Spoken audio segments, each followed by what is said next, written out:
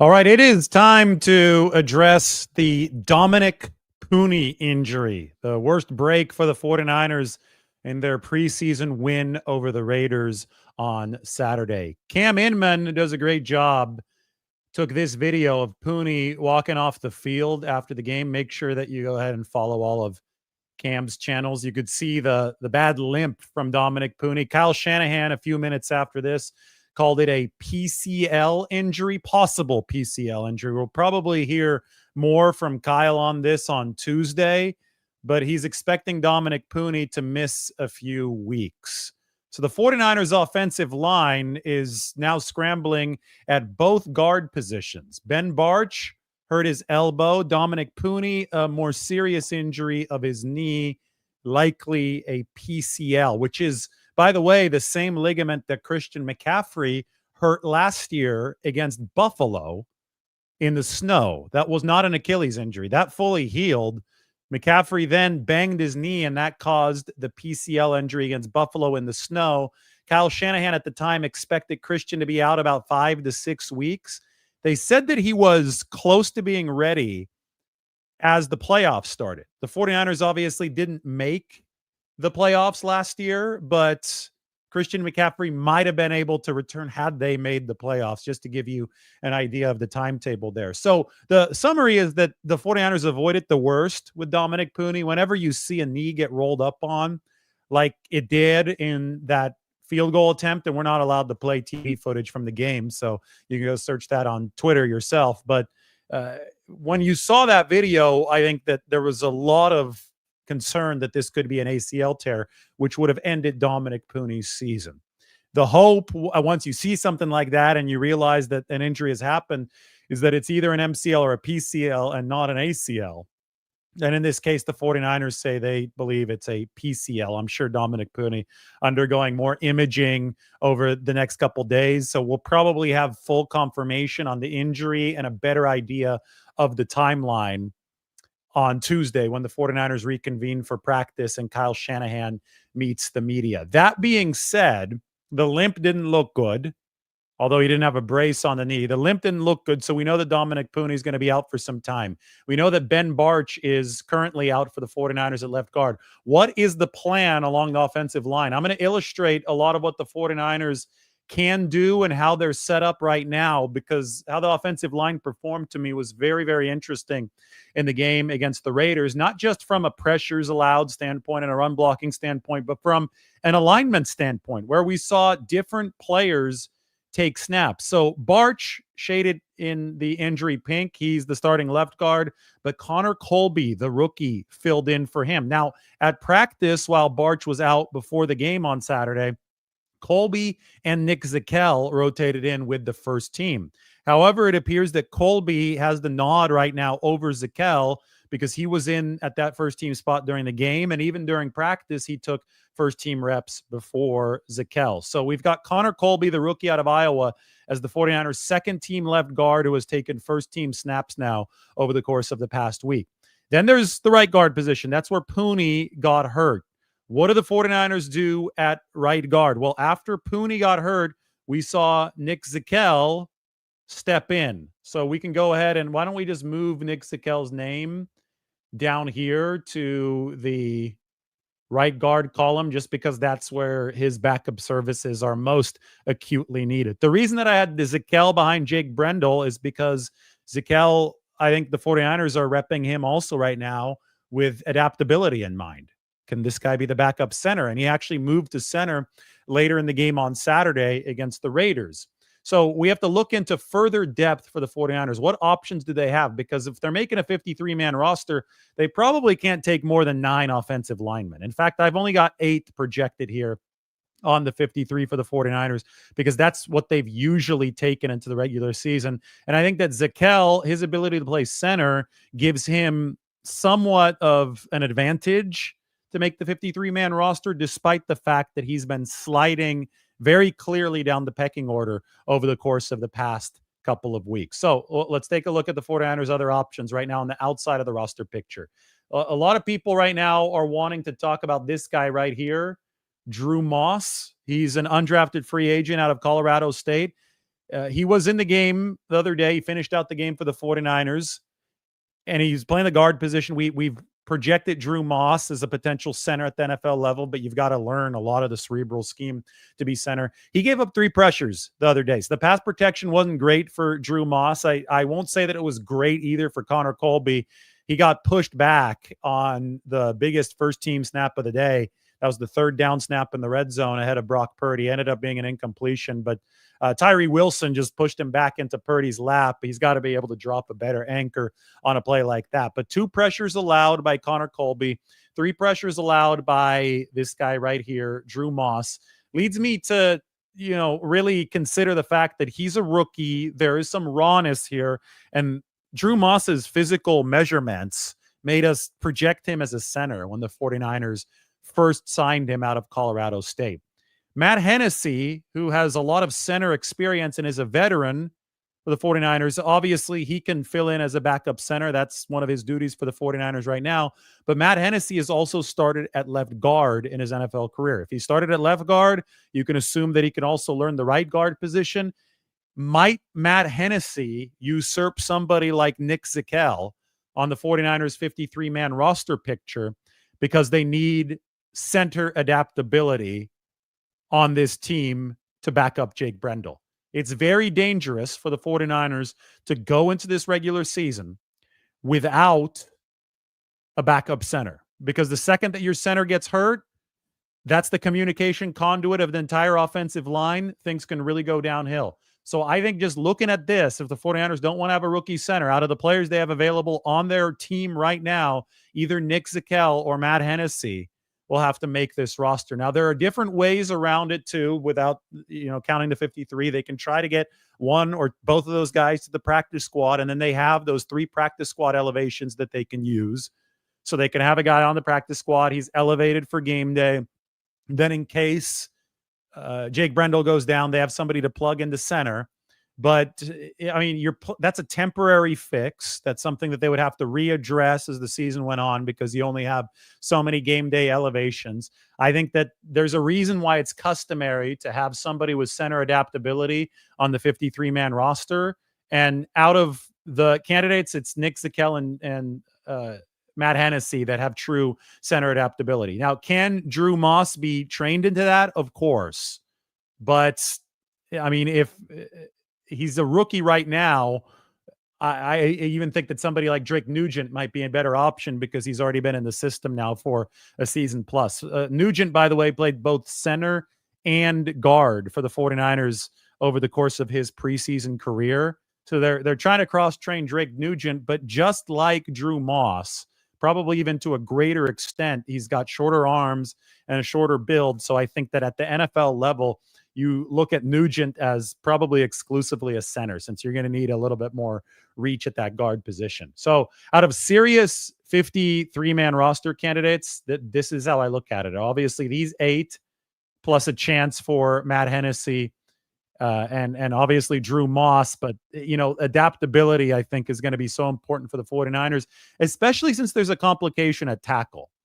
Right now, and this all ties in because the numbers have to add up on this 53-man roster. Spencer Burford played well yesterday. Spencer Burford gave up only 1 pressure over 27 pass blocking snaps. There's been a lot of misinformation about Spencer Burford and his potential fit with the 49ers and all this and all that, but he wasn't good as a guard for the 49ers. We could just bluntly say that. I've run the numbers. I've watched the tape. We all know what happened in the Super Bowl and that critical 3rd down play for San Francisco in overtime. When Spencer Burford was starting at right guard for San Francisco, he was a 2nd percentile pass blocker by pass blocking efficiency. That means that 98% of guards scored better than him. But the 49ers still thought that Spencer Burford had a skill set that they could use, so they actually moved him to tackle last year. Because why? They drafted Dominick Puni. So Spencer Burford was the starting right guard in 2022, 2023. 49ers draft Dominick Puni, who becomes the starting right guard, beats out Burford in 2024. So that means that Burford is a floating, roving offensive linemen in 2024 because they still had Aaron Banks at left guard, obviously Trent Williams at left tackle, Brendel was the center, Colton McKivitz was the right tackle. Burford gets bumped down into that number 6 role, which is very valuable in the NFL. As we saw over the course of last season, they needed tackle help, and I really looked at Spencer Burford as a little bit of a Daniel Brunskill, somebody who might have the measurables that would convince you that he's a better guard, but then he played out at tackle and he actually produced better results. And I think that's tied to the fact that Spencer Burford played tackle on the left side, left tackle in college at San Antonio. So in some relatively limited backup duty, Spencer Burford did well at left tackle. The 49ers decided entering 2025 after watching all the tape, the guy performed better here than he did at right guard. He's probably more comfortable on the left side. We need a swing tackle candidate. Let's throw Spencer Burford into that mix. The problem is that in the case of a swing tackle candidate, you need the guy to be able to fill in for both left tackle and right tackle, so you essentially can kill 2 birds with 1 stone. That means that if Trent Williams goes down, Burford can fill in for him. If Burford were a true swing tackle, he'd also be able to fill in for Colton McKivitz credibly on the right side. But that's where things hit a little bit of a hiccup here, because Burford's only been working on the left side, and it's been Austin Pleasance who's been the direct backup for Colton McKivitz on the right. The 49ers were hoping that a player named Andre Dillard, a former first-round pick of the Philadelphia Eagles, would be able to fill in for them at the swing tackle position and thereby save them a very valuable roster spot. If Dillard had been healthy and had performed up to the level the 49ers hoped when they signed him, then he could essentially take Burford's job and fill in for both tackle positions and then give the 49ers some expendability with Spencer Burford, maybe even in a trade or just as extra depth for the interior. They could have had a whole lot more options than they do right now. But Andre Dillard recently went to injured reserve with an ankle injury, so he's not going to play for the 49ers this year. So they're looking at still back to square one, Burford at left tackle, Pleasance at right tackle, with a little bit of a numbers crunch or a numbers crowd happening because they don't have this true swing tackle adaptability. That directly adds to the complication of the Dominick Puni injury, because we're talking about the swing guard who, according to this projection right now, is Nick Zakelj, but Matt Hennessy, because of his center adaptability, can also throw his name into the ring. And Drew Moss, if he impresses the 49ers enough, he can also be somebody that is on speed dial for that position. But you've got to find a way to build an offensive line on the 53-man roster that is robust and adaptable even at the depth positions with a finite amount of men. I think you could probably take 9. I think you could stretch this to 9, but in the past, the 49ers have only taken 8. Now, if Puni is hurt for 6 weeks, if this is the length, like if the PCL was Christian McCaffrey's injury, if it's the same type of injury and if it's the same type of timeline and they say 6 weeks, well, right now, today, we are 3 weeks away from the 49ers season opener at Seattle, okay? So another 3 weeks would be week 3 of the regular season beyond that, or week 3 or 4, somewhere in between. We don't have the exact timeline on Puni's injury. So right now I'm just tossing out some numbers, walking through some of the math of the 49ers decisions for you. Injured reserve is a tool for teams to carry players without them costing a roster spot. Theoretically, if you put somebody on injured reserve after they make the 53-man cut down, you can then put them on IR the day later, and they then have to miss 4 games minimum. So if the 49ers say that this is a 6 or 7 week injury for Dominick Puni, he theoretically could be one of their IR designated to return candidates. You get 2 of those at the roster cut down. You can place 2 on injured reserve and give them eligibility to come back because technically they do make the 53-man roster, but you're using the NFL loophole that was created a couple years ago. So might Puni be a candidate for that designation? If Puni is a candidate for that designation, he won't, in effect, take up a roster spot at the start of the season.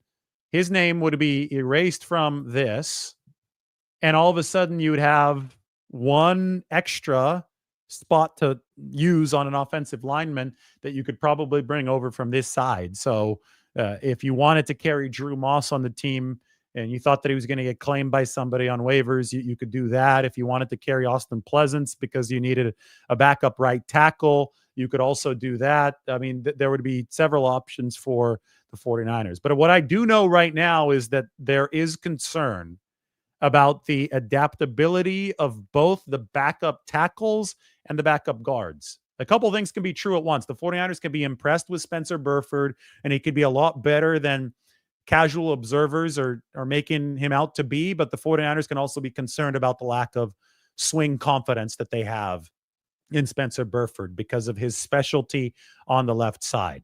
Austin Pleasance has been playing on the right side, but he's obviously not as good as Spencer Burford has been on the left. Is this a problem only with the 49ers? No, it's obviously really, really hard to find competent offensive linemen in this league. It's even harder to find competent, adaptable offensive linemen in this league. I would argue that there's a massive shortage league-wide. No matter how much people complain about the 49ers offensive line, they still ranked in the middle of the pack last year. I mean, people made it sound like the number 29, number 30 offensive line in the league. That wasn't the case. They had the number 32 dead last average receiver separation last year because of all the injuries, but the offensive line itself actually was not atrocious for the 49ers. It just gives you an idea of scale and relativity, right? Because so many 49ers fans are going to be screaming. I'm sure you're screaming at your screen right now saying, no, our offensive line was terrible. And I would counter with, O-line play around the league is not looking good right now. Defensive lines around the league are outpacing offensive lines, especially in terms of the pass rush. So you can't just look at your own team and think that everything's bad. If you look at other teams who are struggling to block their quarterbacks as well, you'll understand that there's a misbalance right now in the NFL. Is this ever going to correct itself? Well, it might take several years. I think that the problem is that great athletes over the course of the last 15, 20 years in the sport of football have been moving to the defensive line because, A, that's where a ton of money has been, and that's the way to counteract opposing pass games, all the air raid attacks that we've seen prop up this century of football. So offensive linemen are now in higher demand, and I think that they're overvalued because of this higher demand, while defensive linemen are in lower demand because there's so many of them, and the market's going to have to correct itself. Young kids, high school football players, college guys that convert positions. And I think we're starting to see some of it. Some of these tight ends converting to offensive tackles, but you're going to have to see more of an influx of talent toward the offensive side of the football so that the athleticism evens out between the defensive line and the offensive line. Bottom line is that it hasn't evened out yet. And the 49ers have to deal with reality right now. And reality right now is that they're scrambling along the offensive line, just like a lot of teams are. And the numbers are going to be really, really tricky, made even trickier with this Dominick Puni injury. But he does seem like an IR candidate for the 49ers. Remember, they get 2 of those designations at the cutdown, which is happening on August 26th. They can stretch the efficacy of these designations by also running an old school maneuver, which I hinted at a little bit earlier, by keeping a player on the 53-man roster, even though he's hurt, and then putting him on IR and bringing a player that you cut instead, with whom you had a agreement, back to the roster a day later. Teams do this every year. I do wonder if the 49ers are going to execute that maneuver this season. They've got 2 of these IR designations, though, and a couple of logical candidates for them at this time on August 26th would be Dominick Puni, although we need to find out the exact timetable of his injury. So there's going to be more information coming out about that. And secondly, there would be Kevin Givens. Kevin Givens is someone who has the pectoral injury, and Kyle Shanahan has already said that he's likely going to miss a big chunk of this season. Quite remarkably, out of all the 49ers injuries right now, those are the only 2 ones sustained over the course of this training camp that are truly long-term and I think threaten to put a player on injured reserve. Even Jordan Watkins, who is on a 1-month return timetable, very likely won't be a candidate for regular season IR because his timetable of return right now, based on what Kyle Shanahan said, will roughly coincide with the start of the regular season. So you wouldn't want to shelve him for the first 4 weeks. Garendo, Taylor, Jordan James, even Corey Kiner, Jawan Jennings, Barch, Bosa with the sore neck, Jordan Elliott, Michael Williams with a knee hyperextension. Same thing for CJ West, Okawanu, Robert Beal, Renardo Green with the hamstring, Upton Stout with the calf, Pinnock, Richie Grant. And none of those guys are on a timetable that would say or suggest injured reserve for the start of the season. It's Kevin Givens is one of the candidates and Dominick Puni. So interior defensive lineman and an interior offensive lineman. Those are the two logical candidates right now for 49ers cut down IR designations. But I think that fans care most about what the 49ers potential replacement plan would be. And at the very moment, Nick Zakelj is the first one off the bench for the 49ers at right guard. I do wonder if Ben Barch returns soon, and it could happen as quickly as this week, and he resolidifies left guard, do you begin cross-training Connor Colby at right guard? It was interesting to me because they didn't do that during the game yesterday. They just kept Connor Colby on the left side, which I think is very understandable. If you've got a rookie and you do plan on him being a significant part of that offensive line as a depth piece right out of bed in 2025, you may not want to throw a ton of different positions at him. You may want to just focus him on one spot. Now, somebody might ask, well, is it possible that Ben Barch moves over to the right side and then Colby takes over on the left? And I guess that's possible, but Barch's health needs to be something that the 49ers can depend on before they start swinging him from side to side. They need to find somebody that they feel can be a stable fixture at really both of these spots right now because both of the penciled in starters are currently hurt. So that's where Hennessy's starting left guard experience might come in. He started a full season for the Falcons at the left guard position. He could come there, but I'm really, really wondering about the potential adaptability of Connor Colby. And it's also where Nick Zakelj can re-ingratiate himself with the 49ers. That's been one of the tumbles down the depth chart over the course of this training camp, right? Nick Zakelj entered as the 49ers first team left guard because Ben Barch was still on NFI. Barch returned. Chris Foerster openly said that Nick Zakelj didn't do enough to secure the left guard spot. Stock down for Nick Zakelj. And we saw Ben Barch take over as the first team left guard. Ever since then, it's been more of a slide for Nick Zakelj. The first team left and right guards, respectively, before a lot of this injury mayhem with Ben Barch and Dominick Puni were Connor Colby and Drew Moss, the two rookies. In some sets, Nick Zakelj even got bumped down to the third team. So you could see that that was not trending in the right direction for Nick Zakelj, who was drafted out of Fordham in the 6th round in 2022. Brock Purdy's roommate early on there while Purdy was with the 49ers. Remember the Christmas card? It was Brock Purdy, Nick Zakelj, and Alfredo Gutierrez, who's no longer with the 49ers. So I just don't see Zakelj right now. Until I see more, I'm not going to believe that he's trending in the right direction. And I'm going to be very, very curious to see what the 49ers' actual plan for week 1 is, assuming Dominick Puni can't go that right guard position. Maybe it will be Zakelj, but everything about the movement of this training camp so far suggests that the 49ers would be facing a potential weakness at the right guard position if it is. Because, again, the roster movement from Nick Zakelj has not been in the right direction so far over training camp. There's 3 more weeks until the season opener, and the 49ers right now, you could put a lot of faith in Brock Purdy, and I think that that faith would be well placed because he's a really good quarterback.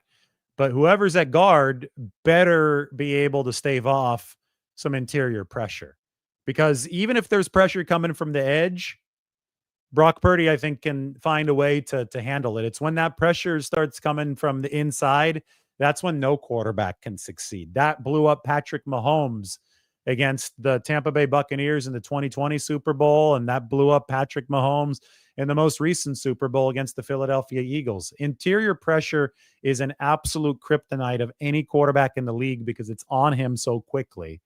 And obviously the guard positions are also really, really important for the 49ers run game. In Nick Zakel's defense, when he played to close last season, the pass protection had made great strides. I think he only gave up one pressure over a big handful of snaps to close last season, but the run blocking was still a little bit behind for Nick Zakel. Wherever he's headed this year, if he could take some of the success that he had at the end of 2024 and port it to his play right now, the 49ers might have themselves a good bridge at the right guard position. But again, we'll have to see if it is indeed heading in that direction. All right. So do you guys have any questions about the offensive line? I think now's a good time to answer all of them. It's a beautiful Sunday evening. Recorded something cool here in San Francisco. I went to Kezar Stadium to record it. I sat on seats from Candlestick Park. You can guess what I might be working on.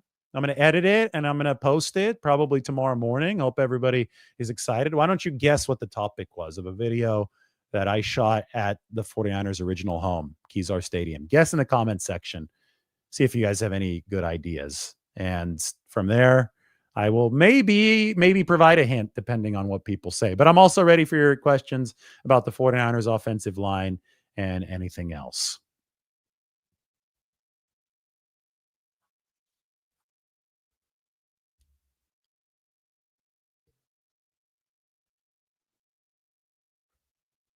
I have not seen any questions. I'm just seeing people talk about Jake Brendel. Here's the first question. Yes, this is another possibility. And I think the cut downs may see quite a bit of movement. We already saw a handful of NFL trades today, right? Multiple NFL trades on one day, with the 49ers interested in one of the traded players, John Mechie III, heading from Houston to Philadelphia. I think that it's very possible that at the trade deadline, or the roster cut down deadline, the 49ers make a move. They could sell, they could buy, there could be a player for player trade. Those seem to be becoming more common in the NFL. So, I mean, do the math, right? Teams have to cut down from 90 to 53 players at the roster cut down. So that is 37 players are getting cut on August 26th by each team. 37 players times 32 teams. That's 1,184 players are going to be cut on August 26th. Now, a lot of those guys will be cut knowing that they're very likely just going to be re-signing onto the practice squad of their respective teams. I understand that, but technically nearly 1,200 players are going to become available, and I'm sure offensive linemen are going to be part of that group on August 26th. What that means is that there will be opportunities, and there'll also be opportunities to make trades at that time while guys are still under contract with your team. If you want to make some maneuvers, it basically is a big deadline. It's a roster constriction that creates a big deadline, and maybe that's when the 49ers make a move to take care of some of these questions that I just outlined over the course of the past 20 minutes. So it's a good question, and I think it's a valid point, and I think that the reason that I cover these things in such depth on this channel is because the strategy is fascinating, and we've got a good 9 days before the roster cut down when a lot of stuff is really going to start moving. And when that roster cut down happens, I'm going to be sitting right here. We're going to be live, and we're going to be tracking what all the 49ers are doing.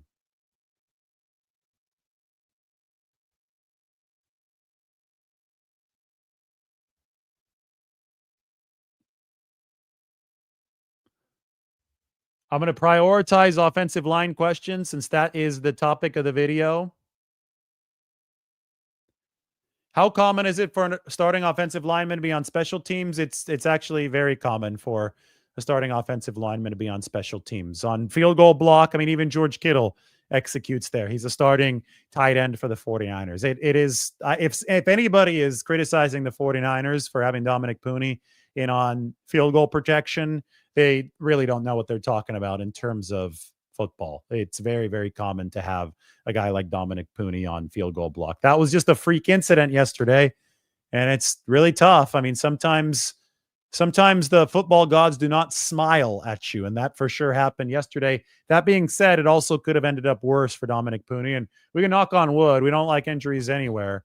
We're going to hope that Dominick Puni's injury is indeed of the PCL variety and not of the ACL variety. We don't have final word on that yet from the 49ers because the MRI and everything is necessary. But generally, they can do a lot of preliminary testing and they can make a very educated guess about which ligament is damaged. And that's what the 49ers came up with after the game on Saturday. I think this is a great idea. I think the NFL should allow all 53 players to be active during game day. I think that would only help the league. I think that would only help teams because 46, I guess it's 48 because you can activate 2 more along the offensive line. But it's to me, it's not enough. To me, the NFL is making teams go by on fumes. And, who does it harm to allow 53 to be up on game day? I don't think it harms anybody. I think it's more exciting for the fans. I think it's more exciting for players, definitely, because more of them are going to have opportunities to actually come in and contribute on Sundays.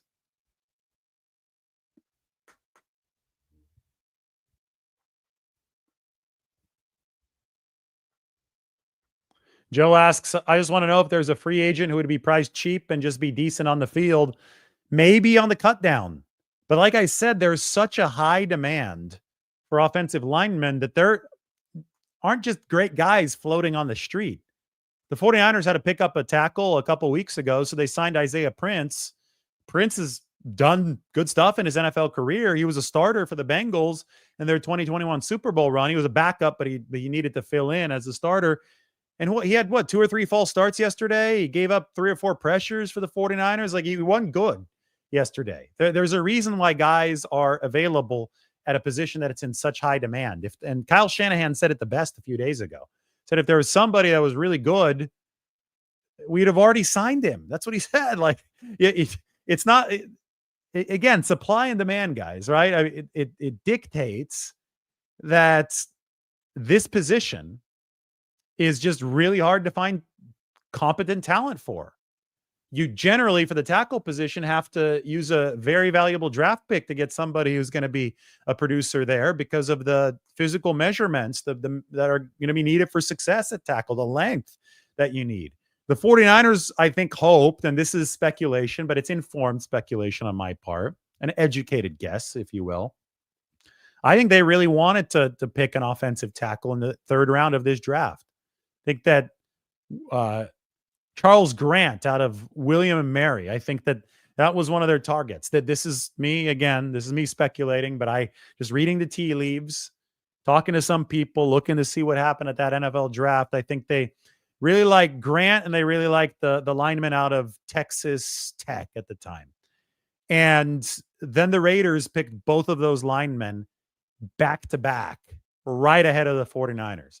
And I don't think the 49ers counted on the Raiders using back-to-back picks on offensive tackles, but that's exactly what they did. And the 49ers didn't get the developmental tackle that they wanted. And perhaps that developmental tackle would have been somebody that they were working on to be a swing tackle this year. I don't know. It's my speculation because I thought that they would go for an offensive tackle in this NFL draft, and they didn't. And there was a little bit of funny business right ahead of the pick where they ended up taking Upton Stout. The bottom line, though, is that the 49ers did invest in the offensive line through the guard position. We can share the screen again to show you exactly where that happened. Connor Colby in the 7th round, undrafted free agent Drew Moss in the 7th. They've both been doing some good stuff on the field, especially Colby, who's already taken first-team reps. So that investment looks like it's heading in the right direction for the 49ers, and we know that they're going to need more moving forward. We know that Trent Williams wants to play 3 more years. That's what he said, but we also know that's not a promise. That's just a desire. We know that Colton McKivitz is only under contract for this season. We know that he's going to be pricey to retain. Do the 49ers try to move on that quicker? Do they try to re-sign Colton McKivitz this season? Or do they wait for him to reach free agency and then decide to go in a different direction at tackle? There's no guarantee they're going to be picking highly enough next year to get a good right tackle. And even if they do pick highly, it's going to have to be a rookie right tackle if that's the path they take and Colton McKivitz is gone. So there are a lot of complicated options for the 49ers right now, and that's before we even get to the fact that both guards are hurt for San Francisco. You've got to continue investing, Continue piping players into the offensive line. And the 49ers have actually done a better job than people give them credit for that, because Dominick Puni worked out for them. Obviously, Connor Colby's on the team right now, but they have to keep on piping in those linemen. And it's been a while since they've been able to bring in a competent tackle through the NFL draft. I mean, Colton McKivitz was a 5th-round pick back in 2020. So it's been several years since they picked McKivitz, and it took a lot of development time to get him to the spot where he's at right now as an above-average tackle in this league. I mean, that's what he became last year. It was a hell of an impressive improvement from Colton McKivitz. But if you consider that he was drafted way back in 2020, and we're looking at this now, finally saying this in 2025, that's half a decade, which means that if the 49ers want a more ready-made replacement for McKivitz, well, or Trent Williams for that matter, they're probably going to have to pursue that replacement through a different avenue than a mid to lower round pick of the NFL draft. That's just what the odds say. It's going to either have to be a higher level pick in the draft, or it's going to have to be a trade. That's how they picked up Trent Williams. Same season they got Colton McKivitz back in 2020. 3rd-round pick, 5th-round pick to Washington. The problem is that, you know, if you could trade a 3 and a 5 for somebody of Trent Williams' caliber, you would trade all of your 3rd and 5th-round picks for the rest of eternity, and you'd be very happy to do so. It's very, very rare that a team is going to be willing to trade Trent Williams or a player of his caliber, especially for that kind of cost. I mean, if you had to trade a 1st-round pick for Trent Williams, you would trade every single one of your 1st-round picks for the rest of eternity if you knew that you were going to get a Trent Williams in return, right? He's a Hall of Famer. If you knew that you're going to get a slam dunk with that kind of investment, you'd do it every year. The problem is that this kind of opportunity only presents itself once in a blue moon. And thankfully for the 49ers, they're able to jump on it back in 2020, but I wouldn't count on it happening again. Mike says that he thinks Puni will miss at least week 1. Well, if he's missing only week 1, then I think that IR is out the window, and you're going to have to do some real roster maneuvering. Because remember, injured reserve is going to shelve, if they use it, would shelve Puni for at least 4 games. And if that's the case, then you're going to have to find a way to carry a hurt player, which happens because they want him back in the short term, but you're going to have to take a roster sacrifice elsewhere. And you're really going to have to play some Tetris with this 53-man roster.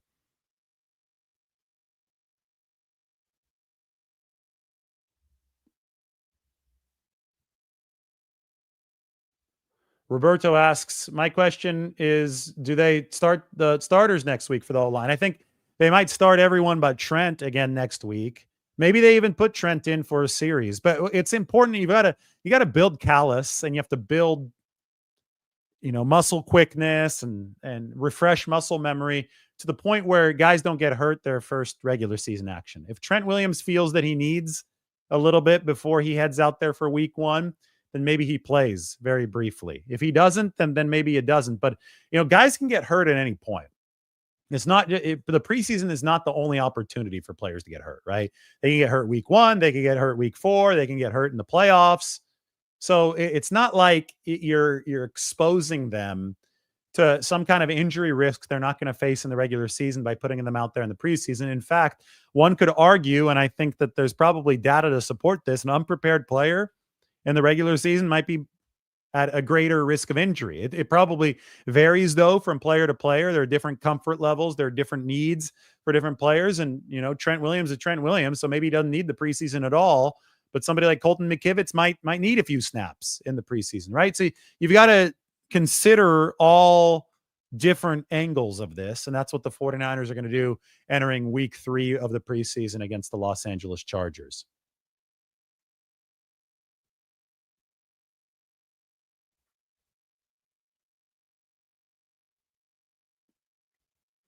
Greg says, that's why I think the NFL should not allow back-to-back picks. It's interesting. So you think that if a team trades for a pick that gives them back-to-back picks, there should be some kind of shuffle of the order to add a team in between those 2 picks?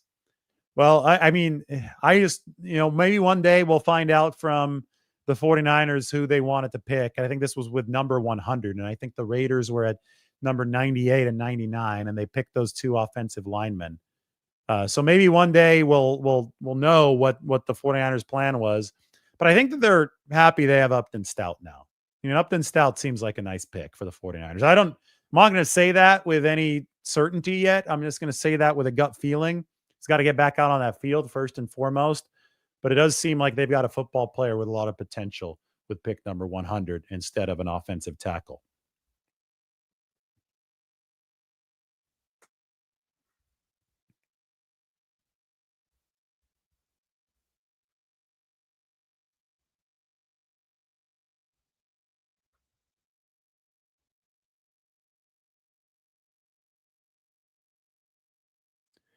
Is Purdy doing everything? Or is Purdy doing anything differently in practice to adapt to a potentially weaker O line? I mean, who says the offensive line is going to be weaker than last year? The offensive line was mediocre last year, right? Any fair evaluation of the offensive line put it at mediocre. They so far they have Jake Brendel playing healthier than he did last year when he had the knee tendonitis. So I think that you could reasonably expect Brendel to bring the same level, but I would hope better if he's feeling healthier this season. Colton McKivitz has only been improving since he came on as right tackle. Why wouldn't he be better? He's cut some weight. He's put on 7 pounds of muscle. He's been running the hills of San Francisco.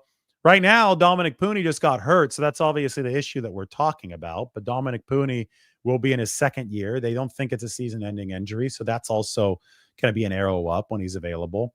Left guard, they lost a starter who was below average in pass protection in Aaron Banks. They think if Ben Barch is ready to go, they can actually upgrade the pass protection at the left guard spot. The sample size was small, but it was promising for the 49ers last year. And Trent Williams actually has a training camp. I talked to Trent in the locker room yesterday, just casually, wasn't interviewing him or anything, but he says he feels great and he looks great. I think that he looks spry out on that football field. He seems to be motivated. He's actually at practice this year. There's no contract situation. So anyway, like on paper, the 49ers are, I think, in many ways trending in the right direction up front. Now we're going to see how they fill in these injuries and how long these injuries last at the guard positions. But Connor Colby has been making his move in training camp. So I don't think that there's like this, oh my God, this offensive line is going to be worse this year. It's going to be really bad. You play football. You play football with what you have. You put out the best possible group. That's what the 49ers are doing. And quarterback play is going to be quarterback play no matter what. It's get rid of the football on time within the course of the system. Try to use that offensive line to road grade in the run game so that the defensive line is on its heels so they're not pinning their ears back. That's what neutralizes a lot of a pass rush. And, you know, with a first down run offense that's graded better than number 20, where it was last year, the 49ers should naturally enjoy better pass protection. With a healthier front, they should also enjoy better pass protection. With a quarterback who knows when to release the ball and is surveying the field nice and briskly, if he's quickly operating, and Brock Purdy has been doing that, you should also enjoy improved pass protection. The QB can help the pass protection. The pass protection can help the QB. You've got to play on time if you're the quarterback, but you're telling him to do that even if you've got 5 all-pros up front. So you're not changing anything, right? You're playing on time no matter what if you're the quarterback. You just get a little bit more margin for error if that offensive line is really good.